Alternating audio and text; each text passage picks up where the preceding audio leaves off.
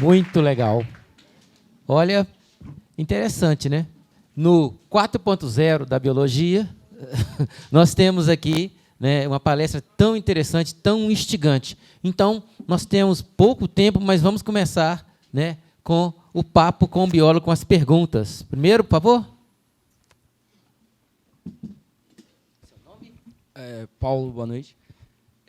O senhor falou que na área da biologia a gente ainda não tem nada relativo a esse respeito. A gente não poderia considerar a área da bioinformática como coisa relativa a esse respeito? Sim, com certeza.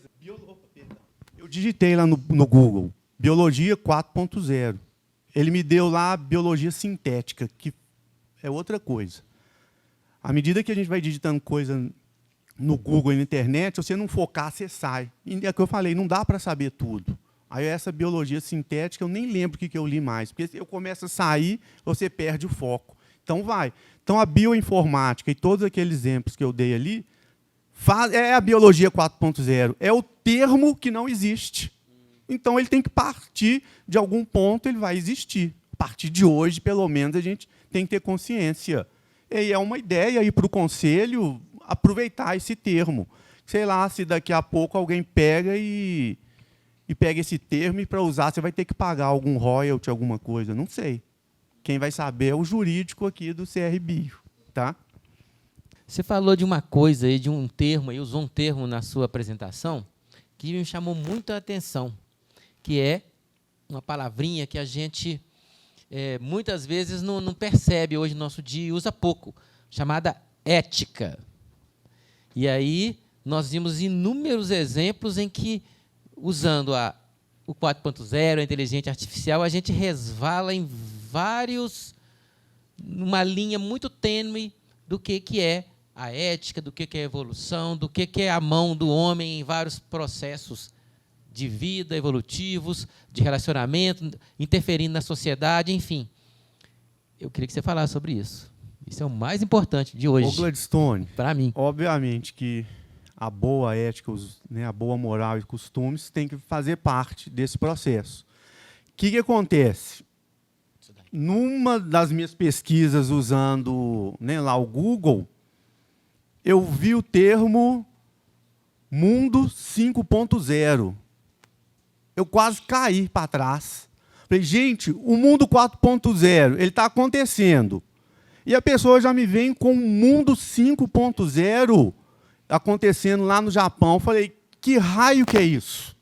É justamente o que você está falando. O mundo 5.0 é o mundo do ser humano, centrado nele mesmo, com ética e afastando um pouco das máquinas.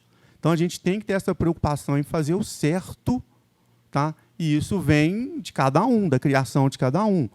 É igual o hacker. O hacker ele pode usar seu conhecimento para um lado ou para o outro. Às vezes ele não tem ética e vai fazer um hackeamento de uma conta, aí igual foi feito do Moro, e colocado na internet. Então, aí, cada um tem a sua, mas a gente espera que as pessoas sempre ajam de acordo com o melhor, o bom costume. Eu acho que, eu lembro de eu ter olhado, tem ética 4.0, né? Tudo é 4.0. É porque está relacionado com a inteligência artificial. Só que são tantos temas que essa apresentação eu tive que enxugar para dar conta de falar isso tudo. E ainda faltou muita coisa. Boa noite. Só complementando, eu trabalho com pesquisa clínica já há 16 anos. E eu sou responsável pela parte justamente de assuntos regulatórios, de aprovar os projetos de pesquisa nos comitês de ética local, nacional e as instâncias aplicáveis. Eu acho que, quando a gente fala de ética voltado para a biologia, que é as ciências da saúde, a gente, obviamente, está relacionando ao ser humano e aos seres, né, vivos. Então, eu acredito que qualquer projeto de implantação de uma ideia relacionando a inteligência artificial associada à biologia, certamente vai precisar de uma aprovação ética estruturada, né? Sim, Seja do hospital, projeto. da universidade, enfim.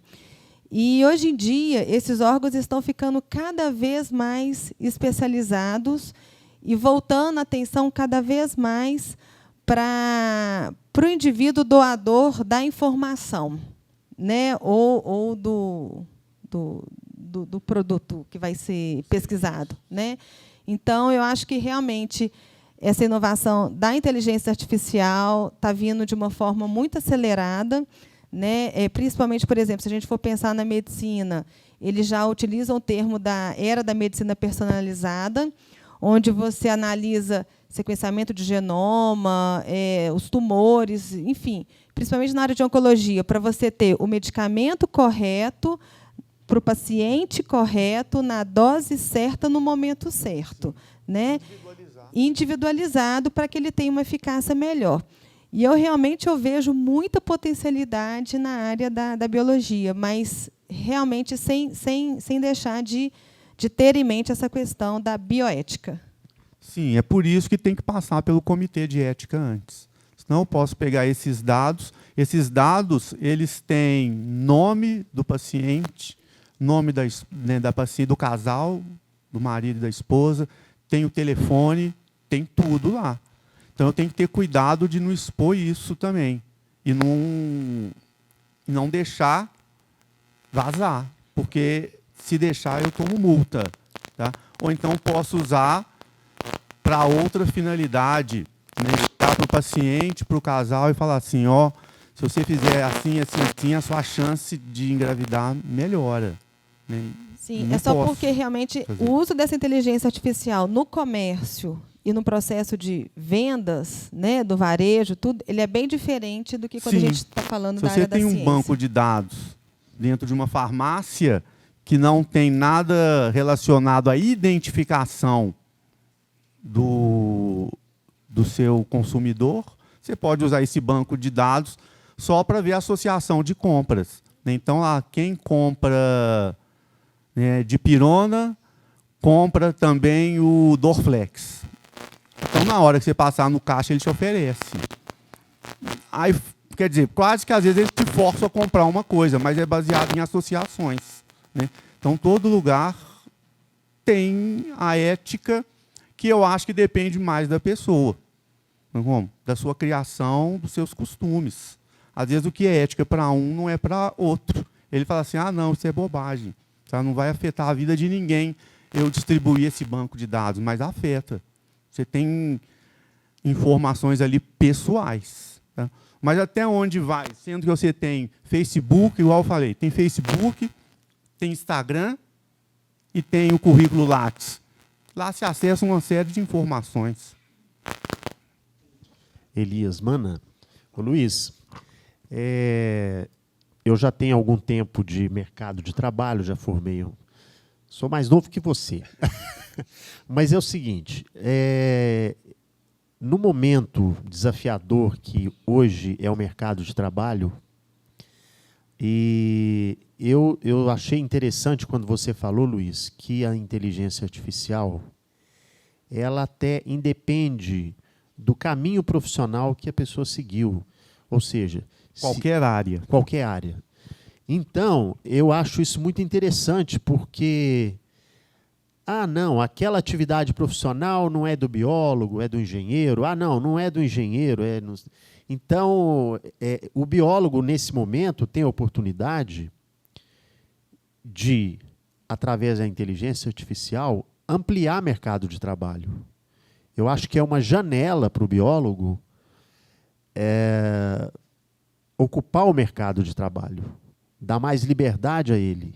Então, eu estou achando muito bacana isso, porque ainda mais num momento em que nós estamos num país com tanta transição econômica e social, política, etc. Então, eu acho que é uma janela para o biólogo e vejo como uma grande oportunidade, né? Uma grande oportunidade.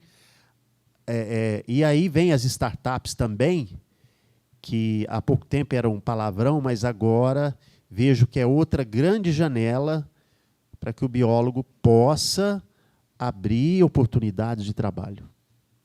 Não é isso?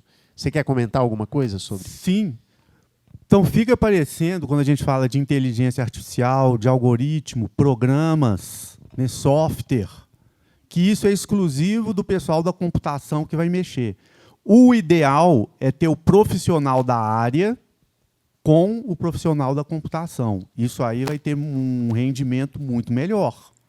Mas agora, toda a área pode se aproveitar da inteligência artificial. Pode ocorrer, então, eu não procurei, se você procurar lá inteligência artificial e digitar fisioterapia, vai te dar uma série de informações. Tá? Então, desde que se tenha um banco de dados, tem inteligência artificial. Se esse banco de dados for enorme, com terabytes, petabytes, você tem um big data, que é um outro termo. Então, na realidade, existe oportunidade para todo mundo. Né? Provavelmente deve ter aí lá o Ministério da Tecnologia, deve ter programas de incentivo. Tá? Tem hoje as startups que estão aí bombando. O que a gente tem que fazer é ter a ideia. Essa ideia você tem que ser bem aproveitada.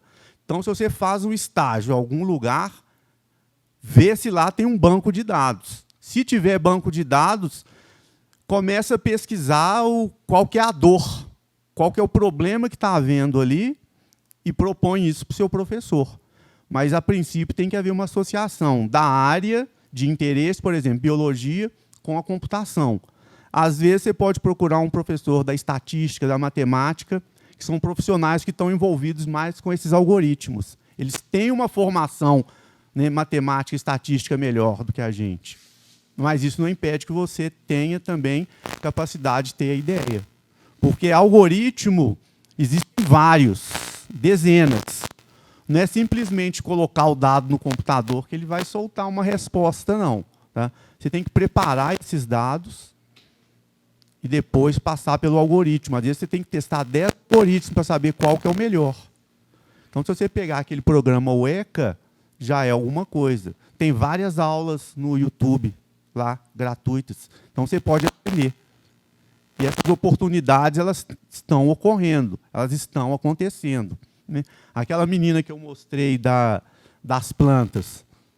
Então, hoje em dia, eu nem havia pensado naquilo, mas de tanto procurar, você acaba achando. Então, lá no departamento de botânica da sua faculdade, qualquer faculdade, seja Isabela Rente, PUC, ou FMG, Uni, UNA, qualquer uma delas, tem área de botânica, você pode ir lá e começar a tentar trabalhar dentro disso. É algo que eu desconhecia totalmente. Só que você tem que ter o banco de dados. Se não tem, então você passa a criar. Então, aquela menina criou a partir da internet. Ela não saiu tirando foto de planta a planta. Ela pegou 10 mil fotos da internet. Com isso, você cria o banco de dados e o algoritmo que reconhece e pode montar uma startup. Provavelmente, sim. Alguém da computação. Ou então fez na marra. Tá? Ou então fez na marra. É o jeito. Luiz, oi. Boa noite. Boa noite. Parabéns pela apresentação. Obrigado. Muito bom te reencontrar aqui. Discutindo, né, sobre a inteligência artificial, meu questionamento para você não é muito bem dentro da biologia, mas dentro de uma transformação de profissão. Você acha que a inteligência artificial, hoje a gente conversou aqui muito sobre isso, né? A gente viu várias soluções que a inteligência artificial traz como ferramenta para N demandas que a gente tem, né? Não só demandas práticas, que já estamos inseridos nela, mas também demandas da ciência. Você acredita que essa inteligência artificial ela vai transformar essa especificidade de profissões? Um exemplo, o Paulo deu no início, né, a bioinformática. A bioinformática já trabalha, né, com essa base de dados, com algoritmos, para uma série de problemas, aí, misturando ciências da vida com a tecnologia, né, com os profissionais da tecnologia. É óbvio que toda profissão, por si, ela não é sozinha, né, ela precisa de uma integração com outras. Mas você vê que a inteligência artificial vai contribuir para essa transformação da profissão como a gente vê hoje? Não só da biologia, mas como todas as profissões. Então, é uma tecnologia que está sendo aplicada no dia a dia. Né? Não é exclusividade da computação. que pode melhorar, pode. Então, são tantas áreas da biologia, você pode ter inteligência artificial aplicada lá à parasitologia. Como? Ah, não sei, eu não sou especialista em parasitologia. Tem que ser o especialista da área que tem que achar qual que é essa dor. Essa dor é qual que é o problema.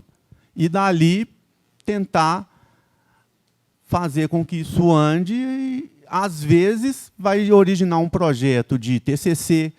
Se for mais além, pode gerar um projeto de mestrado, um projeto de doutorado e até a criação de uma startup. Vai depender. Mas que é uma oportunidade para todo mundo, é. Tanto é que a gente tem esses programas desenvolvidos, né, o ECA, gratuitamente. Então, não adianta você falar assim, ah, não sei programação. Não precisa saber programação, mas tem que saber manipular o programa. É igual se eu te colocar agora um Word ou um Excel. Você aprendeu um dia a mexer nele. Então, você vai ter que aprender a mexer em programas de inteligência artificial. Nem que seja para resolver pequenos problemas. Gente, o nosso tempo esgotou. Olha, eu fiquei surpreso com como que o 4.0, como que a inteligência artificial ela está em tudo e muito na biologia. Bem, em nome da diretoria, da comissão de divulgação, nós agradecemos a presença do nosso colega palestrante, da nossa comissão de divulgação, né, o Bruce, o Thiago, os nossos assessores, o Igor, o Alexis, o Vitor Paulo, a equipe técnica da filmagem da DHL, que ela não aparece, mas está levando a nossa imagem, né, de qualidade para todos os biólogos do Brasil. Um agradecimento especial para vocês, né, que participaram ao vivo nas redes sociais. Vai ter surpresa para quem veio aqui, tem gente indo embora, tudo bem, né? Bom, é para vocês que a gente trabalha, nos ajudem com sugestões, com críticas, né? Sigam a nossa programação de comemoração dos 40 anos da nossa profissão. Tem eventos comemorativos, workshops, biologia na rua, passeio ciclístico, sessão solenes, palestras. Estão acontecendo em Palmas, Goiânia, Brasília, Montes Claros e em muitas outras cidades. Nas redes sociais, enfim, muita coisa bacana, não é? A nossa campanha tem uma frase lá que é muito bacana, muito linda, que é, afinal, nós, biólogos, temos uma história construída por muitas vidas, né? Então, gente, eu pus essa camisa por quê? Para dar parabéns para essa quarentona linda, que é a biologia, né? Nós chamamos, né? Uma salva de palmas para ela. Valeu, obrigado a todos e até a próxima.